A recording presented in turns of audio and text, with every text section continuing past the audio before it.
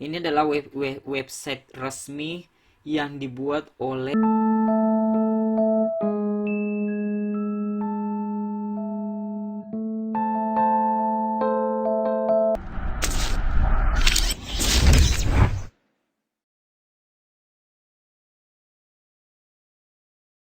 Assalamualaikum warahmatullahi wabarakatuh. Berjumpa lagi dengan Kacamata Dunia. Kali ini kita akan membahas secara bersama-sama apa sih sebenarnya yang terjadi di dunia ini tentang coronavirus. Ini adalah salah satu website update jika teman-teman mau melihat secara detail apa sih bagaimana perkembangan dari coronavirus ini, termasuk di Belgia, karena saat ini saya sedang berkuliah atau studi di Belgia. Dan baru tadi sore saya mengalami, bukan mengalami sih, baru tadi sore diinformasikan untuk kita telework, atau kemudian kita tidak lagi berangkat ke kampus untuk belajar begitu. Nah, terkait dengan demikian saya terinspirasi, ya udah saya lebih baik men-share ini untuk mengetahui keadaan sebenarnya di Eropa seperti itu. So, seperti yang teman-teman lihat di layar uh, ini adalah coronavirus COVID-19 global case by the Center of the System Science and Engineering at Johns Hopkins University, ya. Jadi ini adalah update benar-benar terbaru banget, terbukti ketika tadi saya diinformasikan oleh profesor di kampus. Sebenarnya bukan profesor sih, resminya dari rektor begitu. Karena memang dianjurkan oleh Genstad, atau katakanlah kota ini atau pemerintah kota setempat, untuk tidak lagi melakukan aktivitas pembelajaran sangat dianjurkan untuk melakukan e-learning saja gitu, misalnya via Skype. Pokoknya intinya jangan ada tatap muka seperti itu.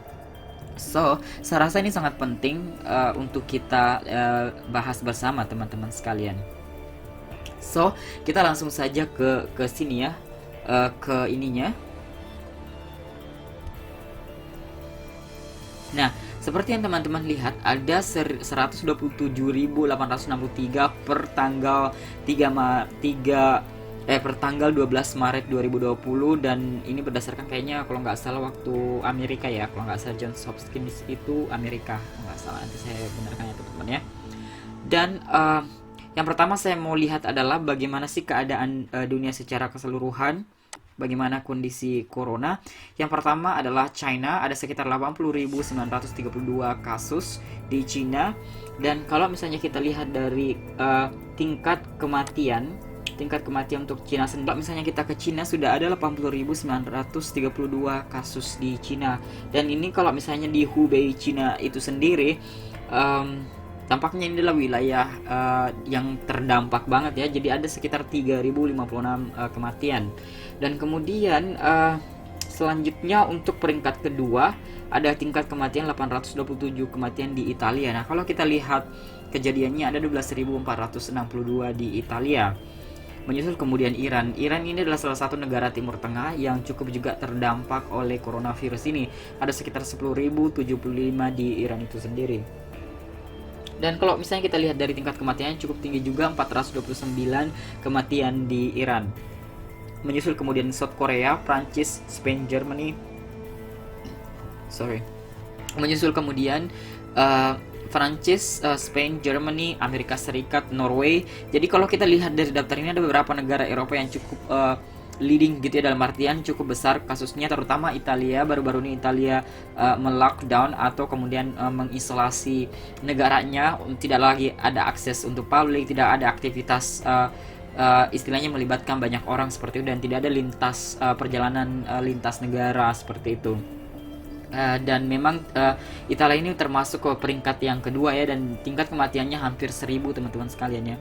Dan kemudian kalau kita lihat memang didominasi oleh negara Eropa untuk top 5 seperti itu. Jadi Italia, kemudian Prancis, Jerman ini cukup tinggi juga teman-teman. Tapi kalau kita lihat dari sisi kematiannya karena virus ini, bisa dikatakan ini belum ini banget ya, kemungkinan besar belum ada kematian yang istilahnya ya ada teman-teman. Jadi ada 3 kematian seperti di Belgium. Jadi di Belgia sendiri sudah terlaporkan ada 3 lansia yang memang rata-rata yang mengalami kematian adalah lansia, atau katakanlah orang tua yang sudah berumur seperti itu, katakanlah kayak 75 80, emang ibaratnya itu rentan sekali gitu. Karena seperti yang kita ketahui coronavirus ini menyerang untuk orang-orang yang imun tubuhnya rendah seperti misalnya lansia dan bayi. Karena mereka masih kategori istilahnya risky, beresiko karena memang masih sangat lemah seperti itu. Kalau orang tua kondisinya lemah dan bayi masih sangat lemah seperti itu. Dan tidak menutup kemungkinan orang muda seperti kita juga terserang ketika kita dalam keadaan sakit seperti itu. Jadi bisa dipastikan teman-teman kalau misalnya dalam keadaan sakit sangat dianjurkan untuk tinggal di rumah saja. Nah, ini kalau kita lihat secara keseluruhan nih worldwide, bisa dikatakan bahwa mostly coronavirus ini di negara 4 musim. Mungkin juga lebih cocok untuk, saya belum review begitu detail tentang coronavirus ini, tapi yang pastinya kalau misalnya teman-teman bandingkan di negara-negara katakanlah 2 musim saja, bukan negara 4 musim, itu kecenderungannya itu tidak terlalu banyak tingkat terserang coronavirus. Seperti katakanlah misalnya di Afrika yang jelas-jelas banyak sekali negara, kasus-kasusnya itu belum terlalu banyak seperti itu teman-teman. Dan ini didominasi oleh Eropa yang pastinya tuan rumah sendiri, Cina ya. Ini kayak kompetisi aja tuan rumah ya. Yang pastinya ini bukan jokes, bukan suatu main-mainnya. Yang pastinya ini adalah pandemik di mana setiap negara itu bertanggung jawab untuk menjaga kestabilan kesehatan masyarakatnya dengan menyediakan fasilitas kesehatan yang mumpuni seperti itu. Nah, kalau misalnya saya ke Indonesia, sejauh ini Indonesia sudah terlaporkan ada, kalau nggak salah ada sekitar 20-an lebih, 30 apa 20-an ya. Kita coba cek karena ini sudah diurutkan teman-teman. Jadi ya, di India sendiri ada 73 kasus yang notabene itu jauh lebih banyak daripada Indonesia. Jadi Indonesia pasti ada di bawah ini ya. Jadi Indonesia itu sudah terlaporkan 34 kasus, dan di sini bisa teman-teman lihat ada total kematian ada 1 orang dan kemudian ada 2 recover, which is good. Jadi ya congratulations untuk Indonesia karena ada recover. Jadi ini menandakan bahwa Indonesia cukup aktif ya dalam mereduksi dampak dari coronavirus ini. Dan nah yang saya sangat heran itu Rusia adalah salah satu negara yang besar dengan populasinya yang cukup tinggi dan ternyata dampaknya itu bahkan jauh di bawah Indonesia. Jadi ada 28 saja seperti, dan ini pun karena dia berdekatan dengan, bisa dikatakan berdekatan dengan Asia seperti itu, wilayah daratan Asia, dan bisa dikatakan ini termasuk sukses untuk pandemik ini karena bisa dilihat dari angka kematian yang hanya 0 atau 0, kemudian recover ada 3 orang dan sekarang masih aktif 25 orang. Cukup berhasil ya untuk ke Rusia. Nah, teman-teman sekalian, jadi terkait dengan coronavirus ini khusus untuk di Belgia sendiri, mulai hari ini per tanggal 12 Maret 2020, jadi banyak sekali public flash tourism spots itu udah ditutup dan secara resmi akan dilakukan di hari Senin kalau nggak salah. Nanti saya coba cantumkan link yang kira-kira dibutuhkan.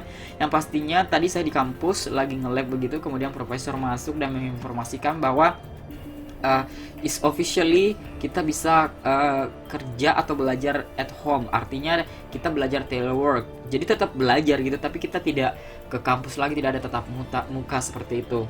Nah, khususnya bagi teman-teman yang kemudian nge-lab itu memang cukup menantang seperti itu, ada challenging karena ya kita terpaksa harus mikir-mikir gitu. Kalau misalnya mau nge-lab sementara, aktivitas yang namanya lab itu ya harus ke lab seperti itu. Dan memang tampaknya tadi kondisi kampus cukup sepi. Ya bisa dikatakan nggak ada kelas hari ini gitu, memang nggak ada kelas seperti itu. Jadi parkiran kosong, tidak terlihat lagi mahasiswa S1. Kan biasanya didominasi di kampus Ledegan Strat ini didominasi sama mahasiswa S1. Dan memang mereka memang merasa bahwa lebih baik tinggal di rumah seperti itu karena memang ada fasilitas belajar, katakanlah e-learning. Walaupun Gen sendiri tidak terlalu familiar dengan itu, biasanya tatap muka dengan kelas yang besar ataupun kelas yang kecil terisi 20-15 orang itu cukup untuk kemudian berinteraksi. Nah, sekarang itu dialihkan ke telework. Untuk para pekerja staff itu telework, sementara kita bisa e-learning, bisa Skype, kemudian email seperti itu. Dan kalau nggak salah tadi itu tanggalnya 16 April. Jadi Jadi mulai hari Senin nanti sebetulnya ofisialnya sampai tanggal 16 April. Jadi kurang lebih sebulan. Jadi ini untuk kayak mengurangi dampak penyebaran spreading of coronavirus, karena emang ini sangat menjadi masalah ya kalau misalnya, karena saya baru sekitar 1 minggu yang lalu Belgia hanya terdampak sekitar 10-20 orang, tiba-tiba kayak naik gitu per 1 minggu sekitar 100 orang. Itu kayak bisa memberikan gambaran bahwa memang perlu adanya kehati-hatian gitu loh, terutama untuk menjauhi tempat-tempat keramaian seperti itu, tempat-tempat publik, dan memang itulah yang diakan pemerintah sekarang. Dan sekarang yang lagi polemik juga, masyarakat mulai menyerbu, karena ada juga sebenarnya kalau dibilang sih hoax, enggak juga. Jadi itu make sense gitu, ketika orang panik, mereka mau tinggal di rumah, tentunya mereka pada belanja dong seperti itu. Dan memang tampaknya yang terjadi tadi saya pas ke toko memang sangat ramai teman-teman sekalian, ramai karena saya lihat semua keranjang-keranjang orang itu pada penuh seperti itu. Ini menandakan bahwa mereka sudah mulai prepare, sudah mulai antisipasi jika kemudian Belgia di lockdown gitu, alias di segala akses ditutup seperti itu. Jadi tidak ada akses kayak jalan, transportasi juga tidak difungsikan lagi seperti itu. Jadi ini sebenarnya Kacamata Dunia khususnya ini episode ini hanya ingin melaporkan saja keadaan khususnya bagi keluarga yang anaknya atau katakanlah sanak keluarganya ada lagi belajar di Belgia. Tidak usah terlalu khawatir, karena sepertinya masyarakat Eropa, katakanlah Uni Eropa cukup gimana ya, terpercaya dalam sangat cukup terpercaya dalam hal mengatasi hal ini, dan banyak sekali dana digelontorkan untuk kemudian melakukan research and development for vaccines, to finding vaccines. So teman-teman sekalian, saya rasa cukup sekian untuk laporannya hari ini. Nanti saya akan kasih update melalui website ini bagaimana sih keadaan kemudian dan mungkin khususnya untuk Belgia bagaimana kondisi terkini. Untuk saya sendiri, saya dalam keadaan sehat-sehat saja, alhamdulillah. Nah, pastinya saya akan untuk beberapa minggu ke depan yang pastinya saya akan lebih banyak di rumah, saya tidak akan keluar. Yang pastinya karena memang tidak ada lagi yang dikunjungi, karena tempat-tempat publik yang biasanya kita nikmati, kita kunjungi itu sudah ditutup semua untuk sementara waktu.